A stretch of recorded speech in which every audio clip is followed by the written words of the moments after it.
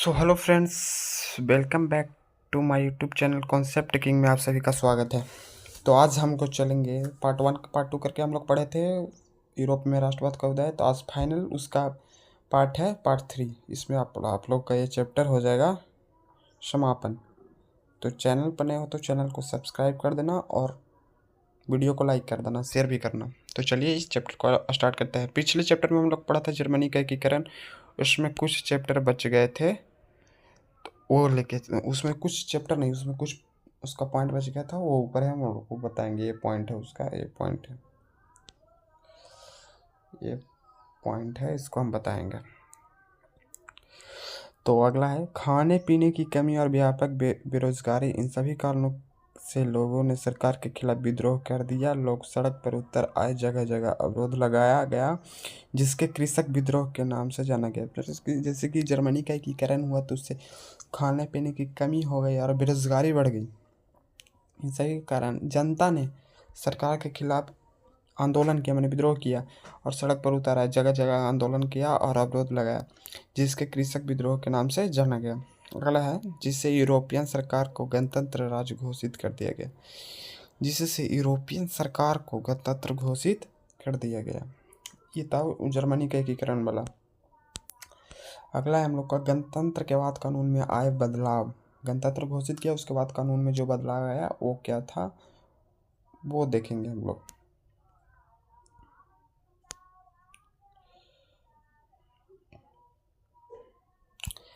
इक्कीस साल से अधिक उम्र के लोग को वोट डालने के अधिकार, माने कि जो बदलाव था उसमें 21 साल से अधिक उम्र के लोग को वोट डालने का अधिकार प्रदान किया गया। अगला था सभी नागरिकों को काम के अधिकार की गारंटी दी गई, मैंने सभी नागरिकों को रोजगार देने का वादा किया गया। अगला है रोजगार उपलब्ध कराने के लिए कारखाने उपलब्ध कराए गए, मैंने बहुत सारे फैक्ट्रियाँ खोली गई और इन सभी से धीरे धीरे गरीबी और बेरोजगारी कम होने लगी। मैंने ये सब हुआ। गणतंत्र घोषित करने बाद विकास हुआ, तो इस सब से धीरे धीरे बेरोजगारी कम होने लगी। अगला है हम लोग का जर्मनी का एकीकरण, उतना ही था। अगला है हम लोग का इटली का एकीकरण।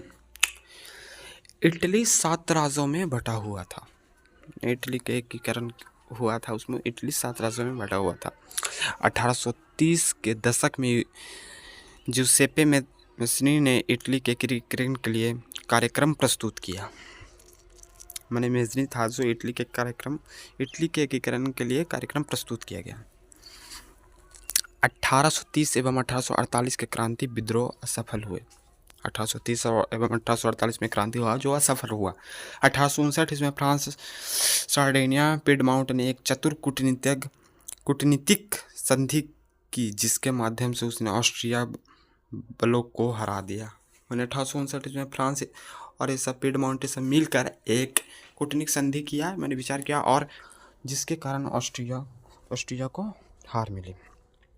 1861 में इमैनुअल द्वितीय को एकीकृत इटली का राजा घोषित किया गया। 1861 आपसे पूछ सकता है ऑब्जेक्टिव में कि कब घोषित किया गया था इमैनुअल द्वितीय को एकीकृत इटली का राजा।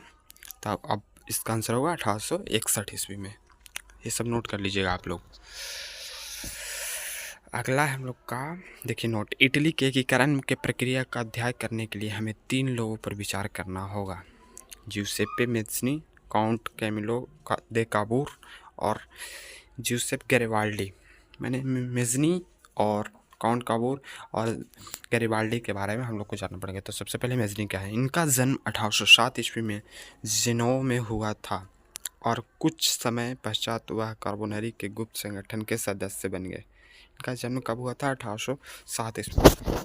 इसको आप लोग कर लीजिएगा, ये पूछ सकता है, इसको आप लोग नोट कर लीजिएगा। सदस्य बन गए। 24 साल की युवा अवस्था में लिगुरिया के क्रांति करने के लिए उन्हें 1831 में देश दे दिया गया। क्रांति करने के लिए उन्हें 1831 में देश निकाल दे दिया गया। तत्पश्चात उन्होंने दी और भूमिगत संगठनों की स्थापना की। पहला था मार्सेille में यंग इटली और दूसरा वर्ण में यंग यूरोप।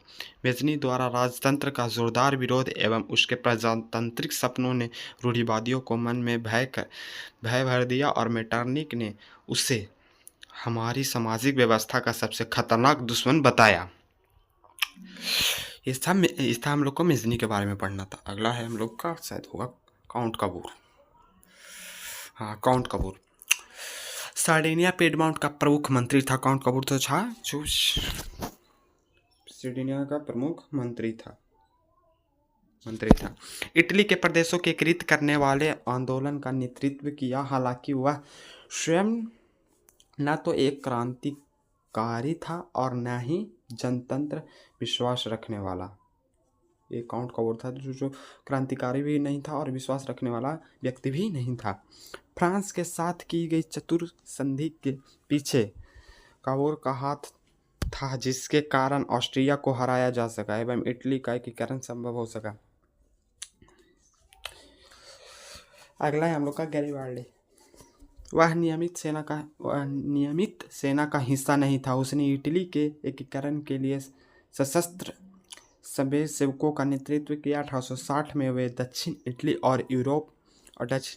और दो सिसिलियों के राज में प्रवेश कर गए और स्पेनी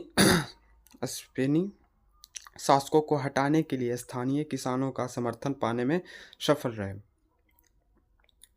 गैरिबाल्डी जो थे 1860 में दक्षिणी इटली और दो सिसिलियों के राज में प्रवेश कर गए और स्पेनी शासकों को हटाने के लिए स्थानीय किसानों का समर्थन पाने के लिए में सफल रहे। उसके बाद है उसने दक्षिण इटली एवं सिसिली को राजा इमैनुअल द्वितीय को सौंप दी और इस प्रकार इटली का एकीकरण संभव हुआ। ये था इटली के एकीकरण के बारे में हम लोग को पढ़ना। अगला है ब्रिटेन में राष्ट्रवाद। ब्रिटेन में राष्ट्रवाद कैसे हुआ था उसके बारे में हम लोग पढ़ेंगे। औद्योगिक क्रांति के बाद ब्रिटेन की आर्थिक शक्ति बहुत ही ज़्यादा बढ़ गई। मैंने जैसे जैसे उद्योग हुआ उससे आर्थिक स्थिति सुधर गई। इंग्लैंड, जिसको हम लोग आज इंग्लैंड कहते हैं, उसी को ब्रिटेन कहा जाता था। राष्ट्रवाद किसी उथल पुथल या क्रांति का परिणाम नहीं है, अपितु एक लंबी चलने वाली प्रक्रिया का परिणाम था। 18वीं शताब्दी में पूर्व ब्रिटेन एक राष्ट्र राज्य नहीं था। ब्रिटेन साम्राज्य में अंग्रेज, वेल्स, स्कॉट या आयरिश जैसे ढेर सारे समाज था, जिसे निर्जातीय कहते थे। बहुत सारे इसमें प्रजातीय के लोग रहते थे। आंग्ल राष्ट्र में अपनी शक्ति में विस्तार के साथ साथ अन्य राष्ट्रों का द्वीप समूह पर विस्तार आरंभ किया। 1688 में संसद ने राजतंत्र से शक्तियों को ले लिया। 1707 में इंग्लैंड और स्कॉटलैंड को मिलाकर यूनाइटेड किंगडम ऑफ ब्रिटेन का गठन किया गया। 1707 ईस्वी में इंग्लैंड और स्कॉटलैंड को मिलाकर यूनाइटेड किंगडम ऑफ ब्रिटेन का गठन किया गया, जिसे हम लोग यूके करते हैं, लंदन के नाम से जाना जाता है। अगला है हम लोग का उसी पार्ट है। 1798 में असफल विद्रोह के बाद 1801 में आयरलैंड को बलपूर्वक यूनाइटेड किंगडम में शामिल कर दिया गया। नए ब्रिटेन के प्रतीक चिन्हों में खूब बढ़ावा दिया गया। अगला है हम लोग का बाल्कन समस्या। बाल्कन भौगोलिक एवं निर्जातीय रूप से विभिन्नताओं का क्षेत्र था, जिसमें आधुनिक रोमानिया, बल्गारिया, अल्बेनिया, ग्रीस, मकदूनिया, क्रोएशिया, स्लोवेनिया, सर्बिया आदि शामिल थे। इन क्षेत्र में रहने वाले मूल निवासियों को स्लाव कहा जाता था। बाल्कन क्षेत्र का एक बड़ा हिस्सा ऑटोमन साम्राज्य के नियंत्रण में था। बाल्कन राज्य के रोमानी राष्ट्रवाद के फैलाने और ऑटोमन साम्राज्य के विघटन में स्थिति काफ़ी विस्फोट हो गई। एक के बाद एक उसके अधीन यूरोपीय राष्ट्रीयता उसने चंगुल से निकलकर स्वतंत्रता की घोषणा करने लगी। ये था हम लोग को बाल्कन समस्या था, उसके बारे में था। ये सब उतना नहीं पूछता है, बट पढ़ लीजिए। और देखिए उसी का पार्ट है बाल्कन समस्या वाला। जैसे विभिन्न स्लाव राष्ट्रीय समूहों ने अपनी पहचान और स्वतंत्रता की परिभाषा तय करने की कोशिश की। बाल्कन क्षेत्र गहरे टकराव का क्षेत्र बन गया। हर एक बाल्कन प्रदेश में अपने लिए ज़्यादा इलाके की चाह रखता था। इस समय यूरोपीय शक्ति के बीच इस क्षेत्र पर कब्जा जमाने के लिए यूरोपीय शक्ति के मध्य जबरदस्त प्रतिस्पर्धा रही, जिससे यह समस्या गहराती चली गई हुआ, जिस कारण यहाँ विभिन्न युद्ध हुए, जिसकी परिणति प्रथम विश्व युद्ध के रूप में हुई। अगला हम लोग का साम्राज्यवाद। ये पूछता है क्वेश्चन, इसको आप लोग नोट कर लीजिएगा। ये पूछता है, जब कोई देश अपने देश की शक्ति को बढ़ाया और आर्मी और अन्य साधनों का प्रयोग करके उसे साम्राज्यवाद कहते हैं। ये पूछ सकता है 2 नंबर में, आप लोग का इम्पोर्टेंट है। अगला है राष्ट्रवाद के उदय में महिलाओं का योगदान, माने वुमेन्स का क्या योगदान था उसके बारे में पढ़ना है। राजनीतिक संगठन का निर्माण करने में बहुत महिलाओं का योगदान रहा। समाचार पत्रों का प्रकाशन, मताधिकार प्राप्ति हेतु संघर्ष, राजनीतिक बैठकों का तथा प्रदर्शनों में हिस्सा लेना, ये सब महिलाओं का योगदान था राष्ट्रवाद में। विभिन्न प्रतीक चिन्ह और उनका अर्थ।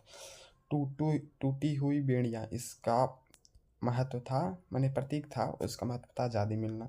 बाज छाप वाला कवच, जर्मन समुदाय के प्रतीक शक्ति। ब्लूतपतियों का मुकुट, माने वीरता। तलवार, मुकाबले की तैयारी, ये सब माने प्रतीक था जिससे वो लोग समझ जाते थे कि ये चीज़ करना। तलवार पर लपटी हुई जैतून की डाली, शांति की चाह। काला, लाल और सुनहरा तिरंगा, उदारवादी राष्ट्रवादियों का झंडा। उगते सूर्य के किरण, एक नई युग की शुरुआत। अगला हम लोग का रूपक के बारे में पढ़ना। जब किसी अमूर्त विचार जैसे लालच, स्वतंत्रता, ईर्षा, मुक्ति को किसी व्यक्ति या किसी चीज़ के जरिए इंगित किया जाता है तो उसे रूपक कहते हैं। ये पूछ भी सकता है, नहीं भी पूछ सकता, बहुत कम पूछता है। 18वीं और 19वीं शताब्दी में रूपक का प्रयोग राष्ट्रवादी भावना के विकास और मजबूत बनाने में किया जाता था। राज की दृश्य कल्पना, ये हम लोग का लास्ट टॉपिक है शायद, हाँ लास्ट टॉपिक है। 18वीं एवं 29वीं शताब्दी के कलाकारों ने राष्ट्र को कुछ यूँ चित्रित किया जैसे वह कोई व्यक्ति हो। राष्ट्र को नारी भेष में प्रस्तुत किया जाता था। राष्ट्र को व्यक्ति का जामा पहनाते हुए जिसे नारी रूप को चुना गया, वह असल जीवन में कोई खास महिला नहीं थी। यह तो राष्ट्र के अमृत विचार में ठोस रूप प्रदान करने का प्रयास किया, यानी नारी की छवि राष्ट्र का रूपक बन गई। फ्रांस में उसे लोकप्रिय ईसाई नाम मारियाना दिया गया, जिसने जन राष्ट्र के विचार को रेखांकित किया। इस प्रकार जर्मन राष्ट्र का रूप बन गई थी। ये हम लोग का फाइनली चैप्टर हो गया समापन। यूरोप में राष्ट्रवाद का उदय हम लोग का हो गया खत्म। अब सिर्फ आप लोग, ये हो गया चैप्टर हमारा एंड। ये चैप्टर हो गया एंड, चैप्टर फर्स्ट हो गया एंड। इसका ऑब्जेक्टिव सब्जेक्टिव जल्द ही आएगा, नोट्स बहुत जल्द बन के तैयार होगा, रेडी होने वाला है। बस थोड़ा सा कुछ उसमें है, ऑब्जेक्टिव भी कुछ होगा। चैप्टर फर्स्ट हो गया आपका एंड। चैनल पर नए हो तो चैनल को सब्सक्राइब कर देना और शेयर कर देना। अगर वीडियो अच्छा लगे तो इसको अब कल आएगा इसका, पहले ऑब्जेक्टिव लाए कि सब्जेक्टिव लाए, ये आप लोग कमेंट करके बताइएगा, बट कल ही आएगा। आप लोग को अपडेट देखने को मिल जाएगा, कम्युनिटी पोस्ट किया जाएगा कि पहले क्या आएगा, इतने बजे से क्लास होगा इसका, या हो सकता है लाइव भी चल सकता है। तो आप लोग ज़रूर से ज़रूर इस क्लास में जुड़िएगा। ये हो गया आपका चैप्टर ख़त्म। तो चलिए चलते हैं।